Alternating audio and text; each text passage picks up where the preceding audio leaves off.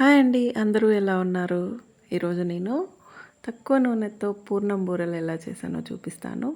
ముందుగా 2 కప్పుల శనగపప్పు తీసుకొని ఉడికించుకొని మిక్సీ పట్టుకొని పక్కన పెట్టేసుకోవాలి. 1 కప్పు బెల్లం తీసుకొని బెల్లం కరిగేంత వరకు వేడి చేసుకోవాలి. బెల్లం కరిగాక మిక్సీ పట్టిన శనగపప్పుని 2 కలిసేలాగా కలుపుతూ ఉండాలి. తర్వాత కొంచెం ఇలాచీ పౌడర్ యాడ్ చేయాలి. ఇప్పుడు వీటిని 8 అవర్స్ ముందే నానబెట్టుకొని మిక్సీ పట్టుకున్న మినపప్పు, బియ్యం ఆ పిండిలో డిప్ చేసి పొంగనాల ప్యాన్ ఉంటుంది కదా, దాంట్లో కొంచెం ఆయిల్ వేసి ఒక్కొక్కటిగా వేసుకోవాలి. స్పూన్తో ఇలా ఒక్కొక్కటి తీసి వేసుకున్నాను.